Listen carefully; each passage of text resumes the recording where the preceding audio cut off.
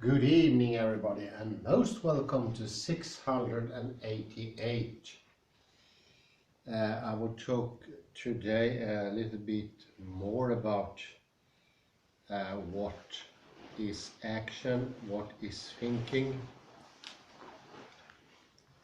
And today I'm not going to get much deeper into the ideology of Ken Ware, but I will look at it from the perspective of Ted Diamond, which I mentioned before.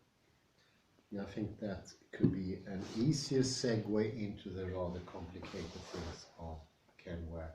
Could you please raise it a bit? Thank you. What got me thinking earlier on was when I was looking for my mobile. And I looked everywhere, and it turned out I put it where I put the gloves and the keys. This habit started by itself, and I know somewhere in my subconscious that habit started by itself. It was not something I decided, but all of a sudden it was there. And that is similar to what Ted Diamond means by ideomotor action. Actually is an expression from the philosopher William James, but it's an absolutely different way of looking at what is action/thought. Not at all as we are used to. It's a concept that's very hard to explain in a short lecture. But it's similar to the problem actually Wittgenstein proposed in philosophical investigation. That word and world is the same thing. To understand that, we also need to look at what is action and what is thinking. There is a connection there, and our normal way of looking at thinking and action, it makes it very hard to understand philosophical investigation and the point word and action are the same thing. And I'll try to start to explain this time. That cannot really be covered in one lecture only. But Ted Diamond, he writes like this: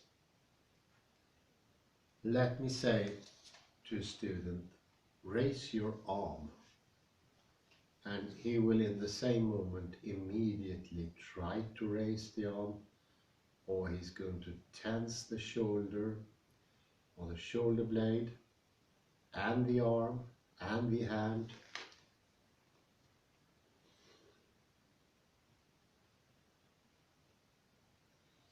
This is something that happened not because he chose to perform the action voluntarily or because he blindly reacted. It was actually caused by the suggestion from me that sparked an unconscious motor reaction whereby he lifted the arm and the unnecessary shoulder and arm tension. This is sort of weird. This indicates that our voluntary actions do not at all work as we say. How do we normally say? We normally say there is a will, and then we perform it. I think the first evidence against that idea is Benjamin Libet, but it's loads more. It's coming from both science and philosophy.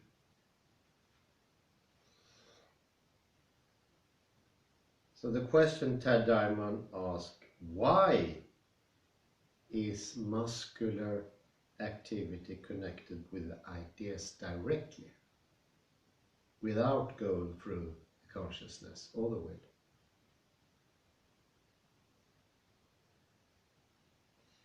And why does it operate on a level which we are largely unaware? We don't know about these things. When Benjamin Libet made his discovery, it was a big shock. But this is also a big shock to most people going to an Alexander lesson, that we don't have any control at, like we usually say. First you want to do it and then you perform it. It's not like that at all. Actually, as Ted Diamond says, it's never like that. Never have been like that and never will be like that. So we have a rather grave misconception of the world. But of course, to make the idea of philosophical investigations true, we need to change also will and action. Otherwise, it would be pretty weird how a word can be the world. And that makes sense to me, at least. All things need to be changed for that to be understandable.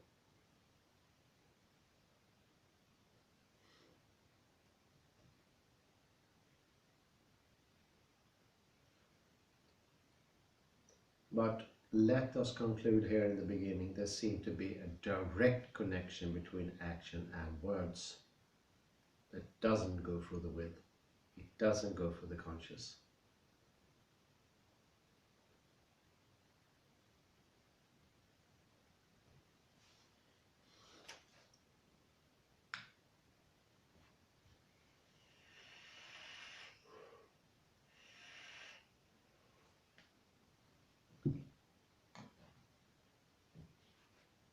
So the pathway, however, is not mainly conscious. When we perform an action, we may consciously choose to do that action, but this deliberate choice to act is an exception to the rule. Most of our actions occur as a result of mental associations that occur subconsciously, just as I left my mobile. Something in the system decided that was a good place. And once repeated more than 3 times, that's the limit, a habit is formed. And that habit will only grow stronger and stronger. So we can put it like this, we can say free will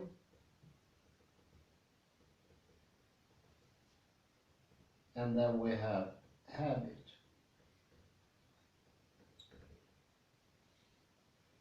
And I think most people perceive that to be a sort of an opposition. What is indicated here, I think, is that it's not an opposition.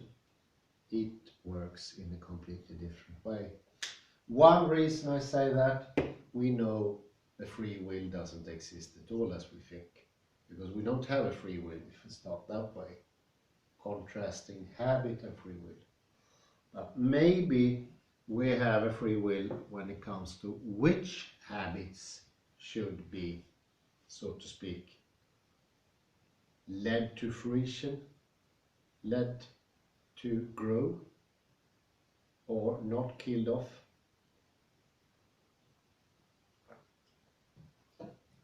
That's a more likely view of what action and thinking is.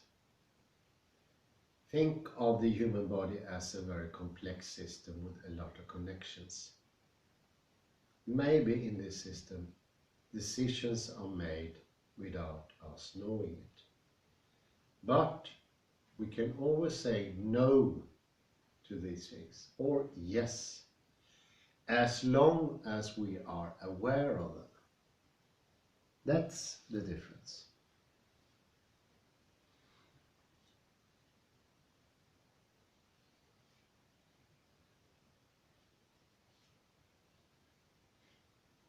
I think one of the problems is with the old thought that we sort of are perceived to make up things we want to do somewhere.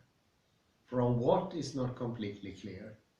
It seems to be a sort of separated thing, a 400. One part of ourselves with no connection to the rest of us can make up a will. Something started to sound a little bit weird here, at least in my ears. How can that action constructing will be separated from the rest. In that case, the first question is, how could then the action be informed by anything? By the whole body. We know 98% of the information is in the body.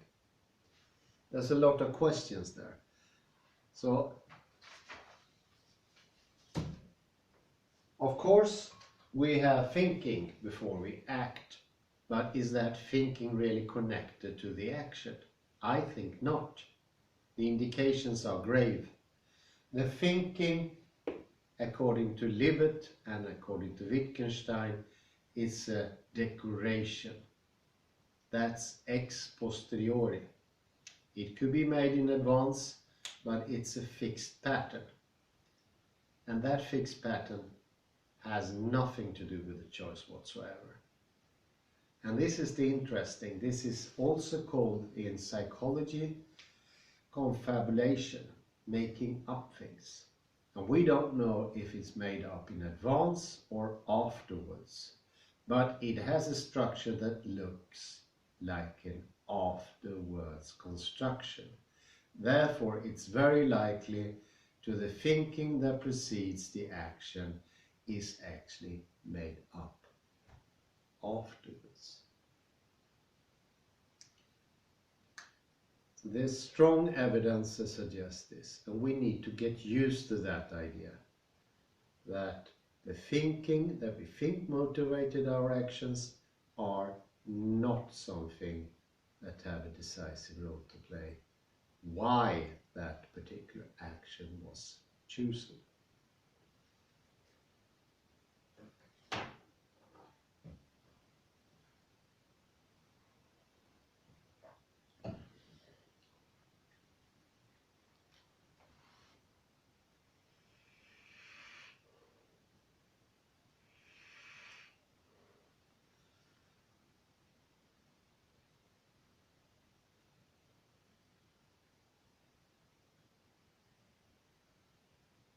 I think in everyday language we have this conception that we sometimes at special occasions, or some person at special occasions, or some people very often do a little bit like just making up things so they can get what they want, and it's not absolutely clear why they want that. It's a little bit like children. We have a saying that children says whatever it takes for them to get what they want. Making up things. It seems that the adults are doing that too, because we know there's no chance that that thinking can have a decisive role in the decision made up afterwards. I think that's extraordinarily interesting. It's crazy to fathom, but it's very interesting.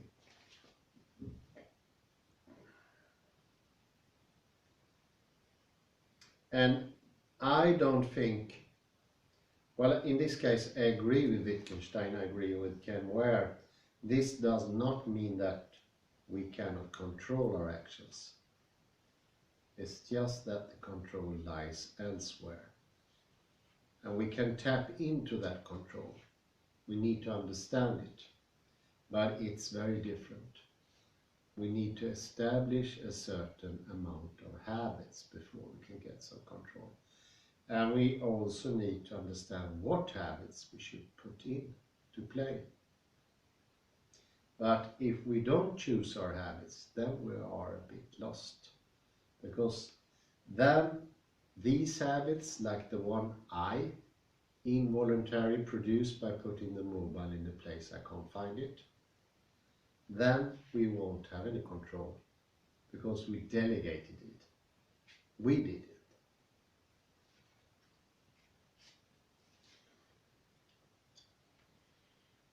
And this goes hand in hand with the other way of thinking of responsibility that we usually find in cultures outside the Western world.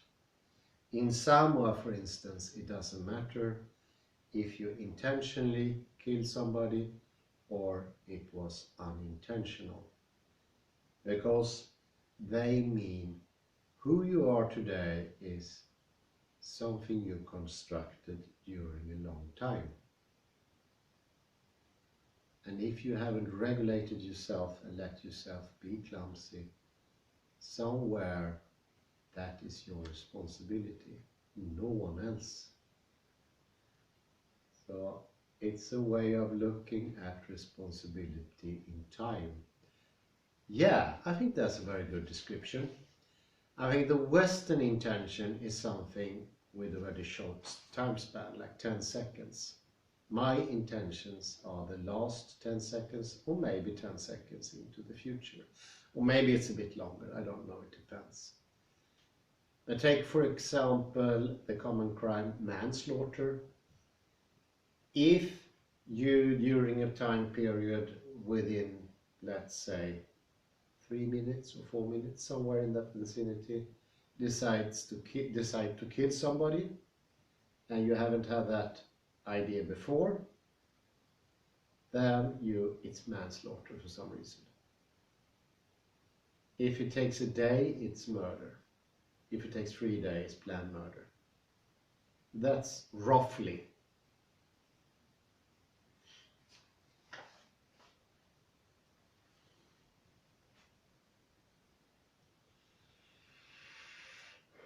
It seems sensible as long as you don't start to wonder, what is this conception, intention? How can something that is only in a time span of 10 seconds or 20 seconds be intention?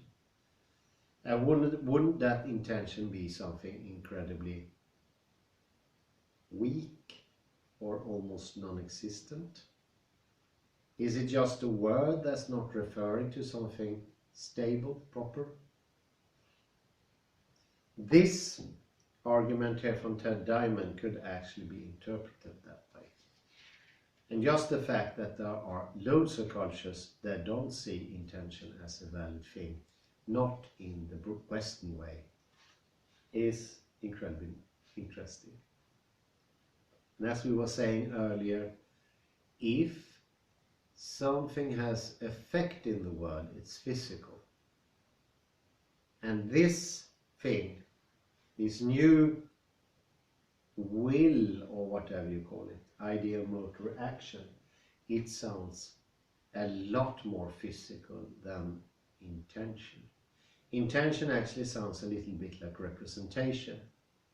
But whereas representation is something that takes space, it's sort of a copy of something else, outside world, in relationship to the inside world, a copy of that.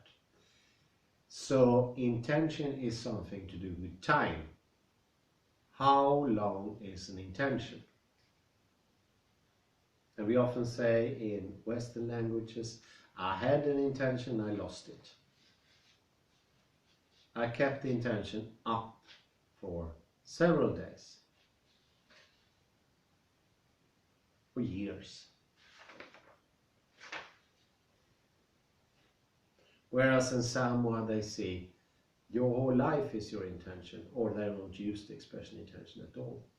So everything you do in every instant in your life is something you are responsible for. And that will terminate in a possible action that you kill somebody unintentionally. And unintentionally is of course not a complete accident. It's something caused by your actions, but not intentionally. So happen to step on something that kills somebody, then you're off the hook. It's more that you're a clumsy driver, you drive over somebody, or you arrange something in your house so the house collapses and kills somebody inside the house, or a cattle, for that instance.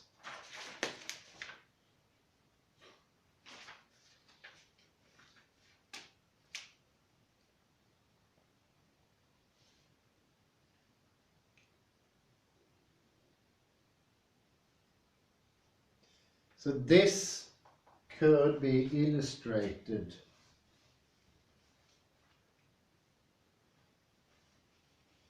like, I have this idea of illustrating it.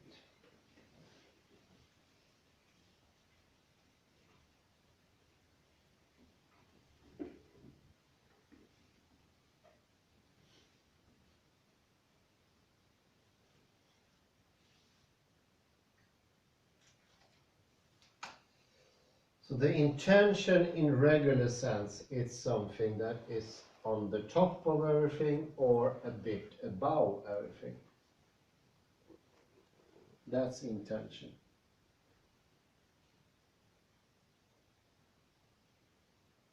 It's up here, and this is the rest, the world and all our knowledge of the world, the subconscious, the embodied knowledge.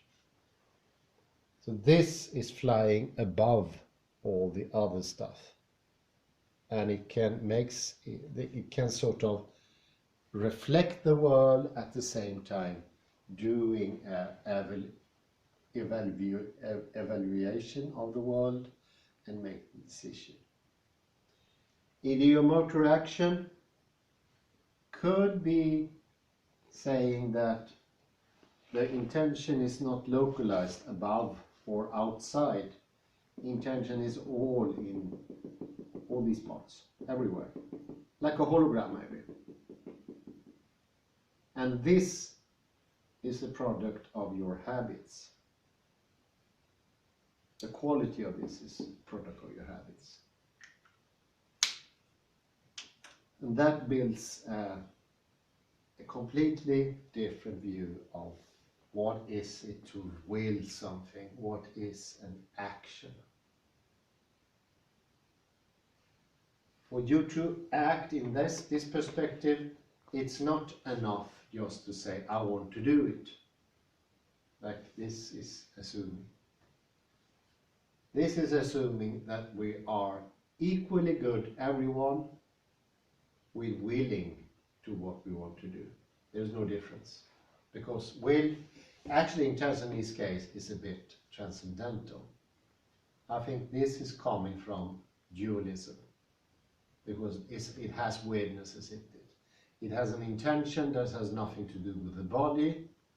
It's flying somewhere, we don't know what it is, and it doesn't have a word in most non-European language. Whereas this intention is intermingled with the knowledge and the body, cannot be separated, and it does not develop within 10 seconds or 20 seconds. This takes a lifetime.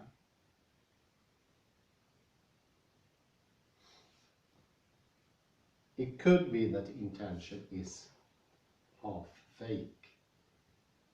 It's real in some extent, but it's half fake.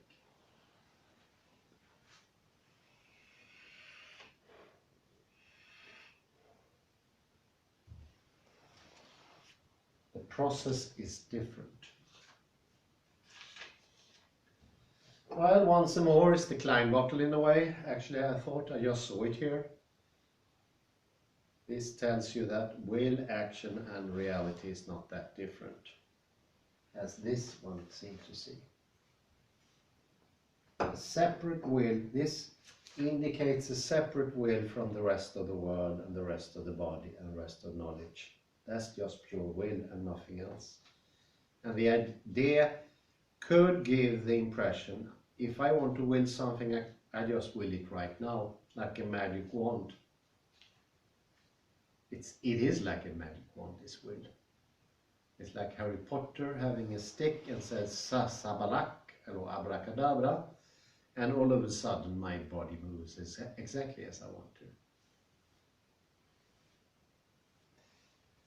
Something smells really fishy with that explanation. It's not completely wrong, but it's wrong-ish. It's not completely true to the fact.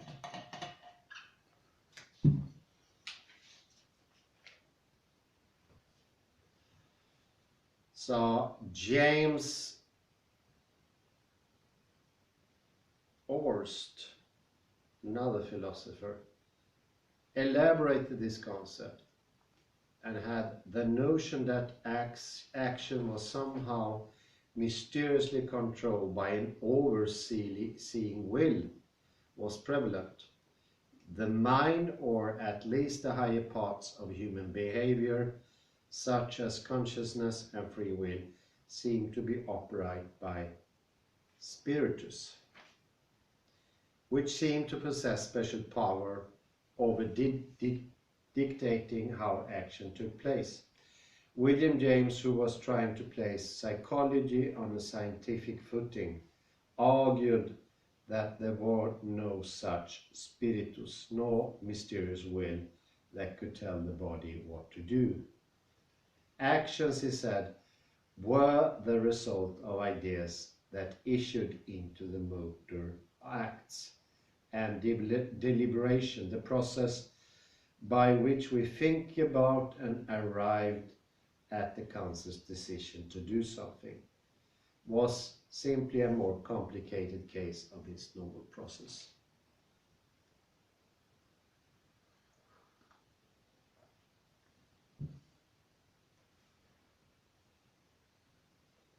Most of William James's ideas are more or less taken for granted in modern neurology.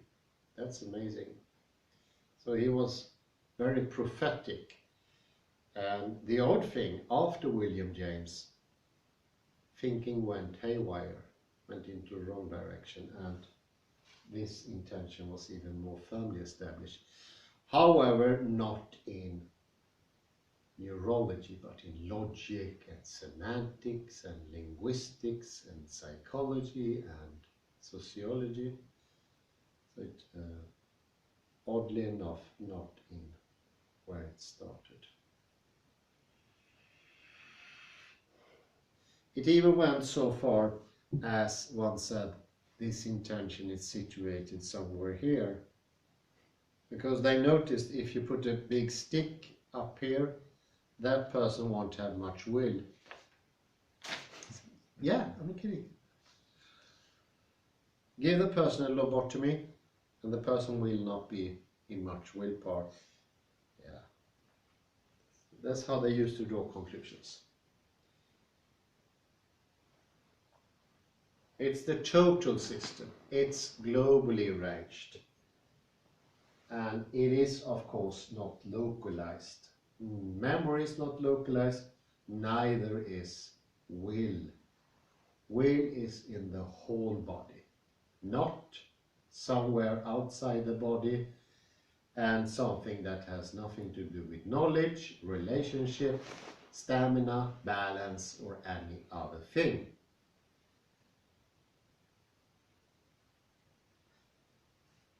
So we recognize here, actually I recognize tendencies that could be drawn for regular classical physics, where the observer is not present.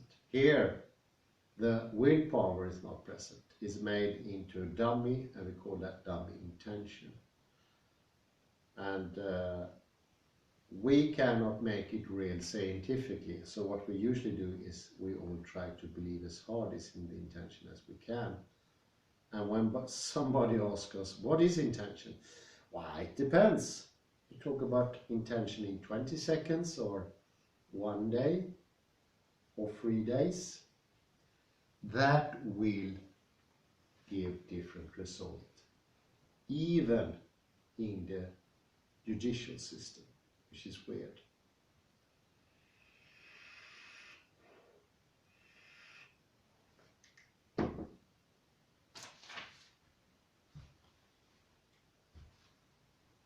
Just a post note, I'm not advocating harsher punishment for manslaughter.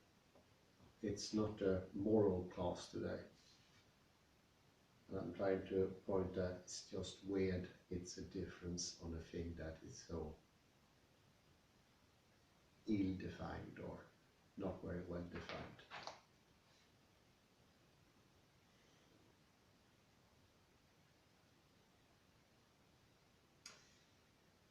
And this goes to show it's not as easy as we think to will something. We don't have a magic wand. And we know that. I think we implicitly in our body know it's not that easy to will a thing. If you ever are about to do something very difficult, like jumping from a height over to another place, or you're trying motorbike for the first time, you know to will yourself into doing it is difficult. You need to put your attention to it. And putting the attention is that you are recruiting all your powers of will. That is intention. You just don't sit on the motorbike and say, now my intention is going to do the job. Leave me out of it. My body's not going to have to do anything. No, we usually don't say that. But some people might say that. But they're likely to crash or something. And I think when we are very tired, we can do that as well. It's a little bit like me walking into a jet plane and starting to muddle the controls and say, I can fly this thing. I can get it up in the air. And I sure can. I can't get it to land. Of course, it takes knowledge as well, but that's not the point. The point is, how much do you engage your whole system into what you're doing? And that it would be completely easy to do that, and it wouldn't take an effort. That's the thing I am criticizing. I don't believe in that. I think there are different levels of willpower. Heck, I have different levels of willpower over the day. Varies from day to day. My stamina varies from day to day. We all know that. It's time to recognize it and see the consequences of it.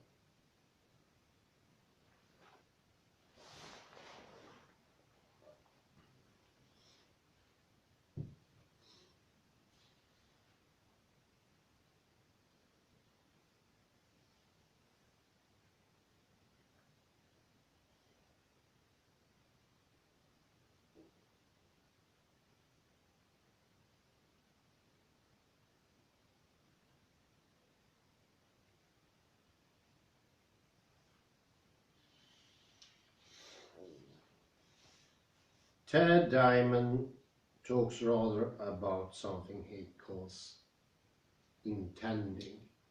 And intending involves the whole system. Intending means that keep in shape the balance, keep in shape everything.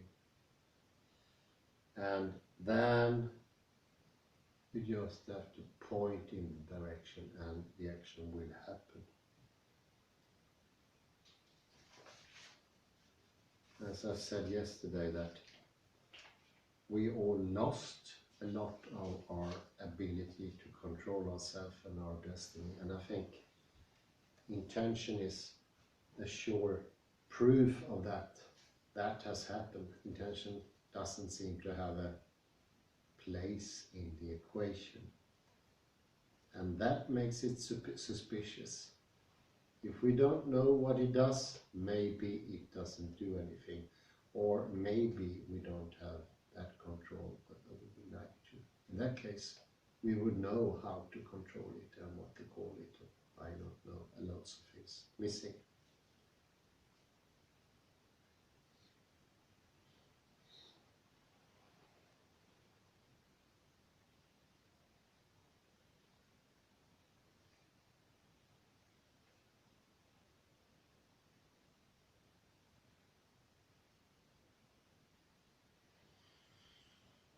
And Ted Damon's point is that to actually intending something, that always take in inhibition. Always. That is part and parcel of the willing process. Inhibition. Without inhibition, there cannot be no intending. Otherwise, the first thought that comes up will go into action by itself, like just in the case as I told you about before. If I don't stop this, putting the mobile in the wrong place, it will continue and it will just grow stronger. So I need to keep my small habits, so to speak, in control, and that's intending. And that intending power can be stronger or it can be weaker. It depends how much I practice it every day, just like I practice my muscles. So this intending is dependent on what you do with it, how you treat it. And that makes a lot more sense than the old idea that intention is always available from nowhere. Just wish it and there it is. I don't believe that. That sounds awfully Western, awfully Platonic. And saying it's this unreal, that also gives you a sort of lead, you don't have it. I think it was Louis Armstrong who said when somebody asked, how do you know if music is good? And then Louis Armstrong answered in his typically characteristically way that if you don't got it, you never know. And I think it's a good point. We need to try this out to understand it. It's in this case possibly not enough just to say it. It goes together with some actions.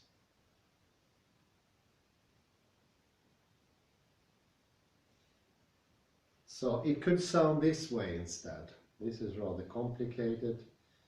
But if we have an idea that involves throwing something, throwing a pen, this is not an abstract idea in the intention world or world of ideas.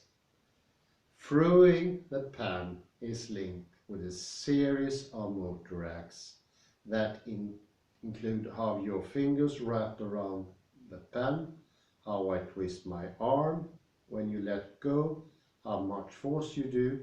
You see, the throwing of the pen is out here in the world as well as in here. It involves a series of actions.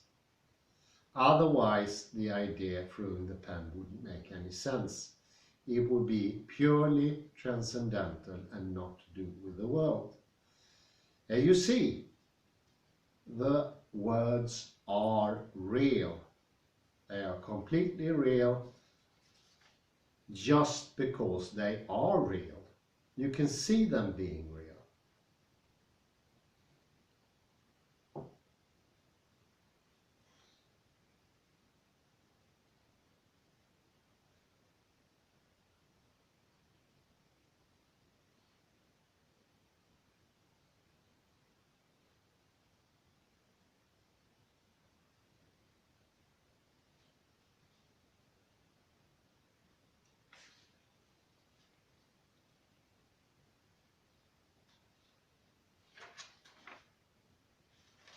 I think maybe we should put in a little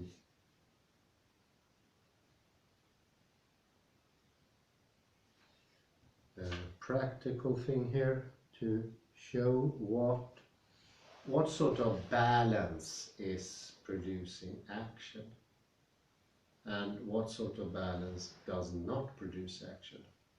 So in the idea motor action idea, it's the whole system.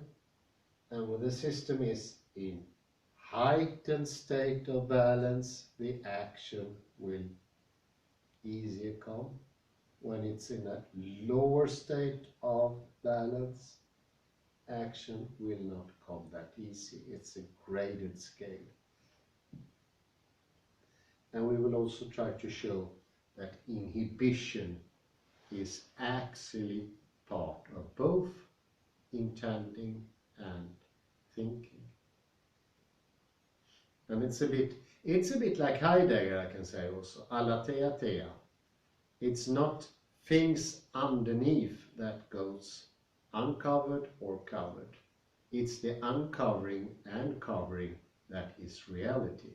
And in this case, it's not the essence of intention that is the will. It is the inhibiting and allowing, that process, saying no and saying yes.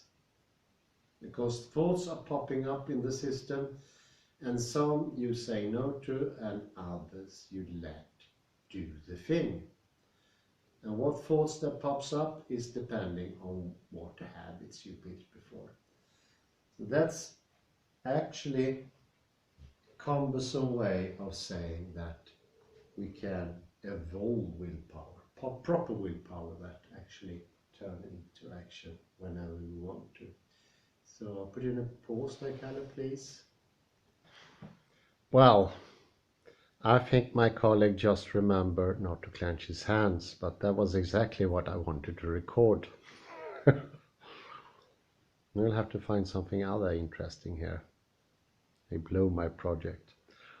But that's the ideomotor action in action. So words are action and things. That's quite interesting, and I've asked Kalle to sit down, please. So will that suggestion or the words directly induce an action? So we can reformulate what we said before, well, a long while ago, 6-7 months ago. Then we said inhibit the desire to do what pops up in your head. In this case is you have a material of different thoughts that comes up in the head. One will say, I want to sit down. But there will be other words, there will be other things also popping up, and it is how we choose. So the original thing that we said before, that take away the action or take away the thought, is not valid anymore. It's just you take your pick among the thoughts in the thought stream. And it actually makes a whole lot of more sense, because otherwise we think we can have a will without being balanced.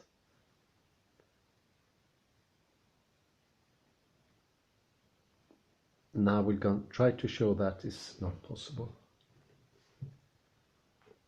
But we can try to remember a horse first.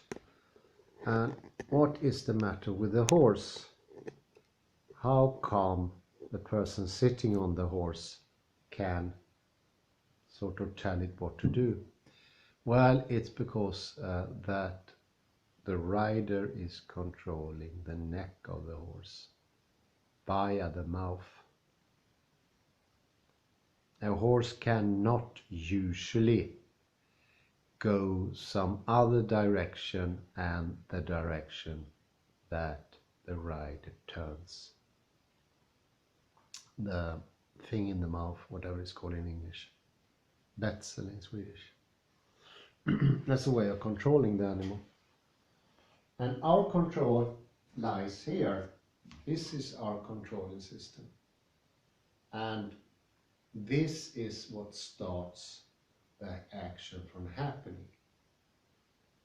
So do you see, mind and soul go together here. Mind and body, I would like to say. How come is that? Well, intention we usually say is a mental thing. Intending is closer to the truth, because intending has to do with the freeness in the neck, which allow the movement that are all the words, all the action. For instance, writing, you can take it up and write something on a piece of paper. Which paper?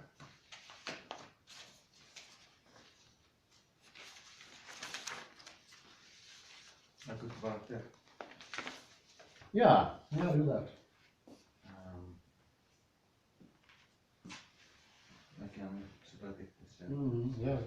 try here.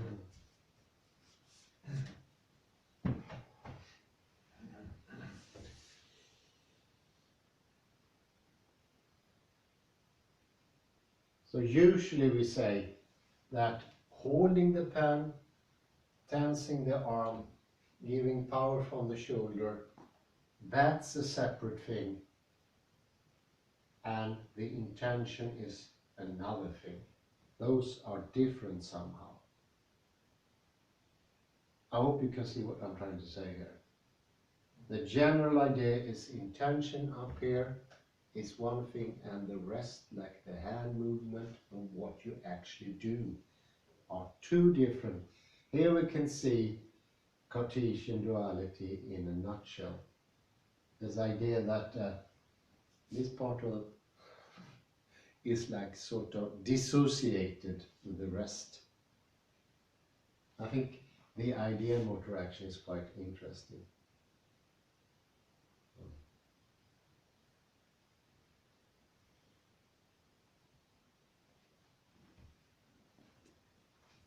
I'm trying to keep, yeah, or try not to keep. Yeah, it's even better. So I see different words I said. It wasn't so much what I did with my hands, it was the word I said. So try not to, or then it was a tension here. Because try not to induces more of intention, I'd say. But when I say don't try anything or don't care, then you're closer to this one.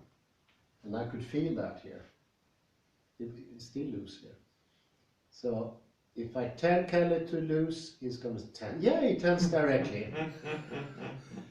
So it is widely interesting. Widely interesting. And that has to do with the fact that word and word are actually the same. And I think that's proven here. The same thing when we do yoga, when you say to me, don't swallow, I swallow. Yeah. It's counterproductive. Yes, I understood that now. But we're all victims for this illusion. Yeah.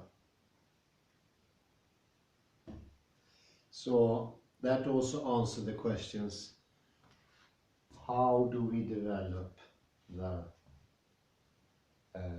the connection with the sit bones or the feet, because they are very similar. The feet are doing exactly the same as the sit bones. When you go sensitive in the feet, that will give the posture reflexes, this upheaval thing. But that's similar to sit bones. Well, we don't have to intend much, actually. What you can do, and this is the trick I learned. First you intend to sit on the sit bone. And then you think of something else. Yes. That's because in the first instance when I'm going to sit on my sit bone, there's a little tension. But it's okay, because now you're sitting on the sit bone. But then you can look at something else and that tension disappears, but you're still on the sit bones. Do you get my drift? Yes, absolutely. Yeah, do it in two parts. First, intentionally sit on the sit bones. You will get a little tense, but you're sitting on the sit bones, and then you do something else which take off the tension. I think we made some definite progress. And it was a huge difference. Directly. Now we solve the question how we're going to learn to sit on the sit bone. Amazing. Well, some progress, Kalle. Thank you very much.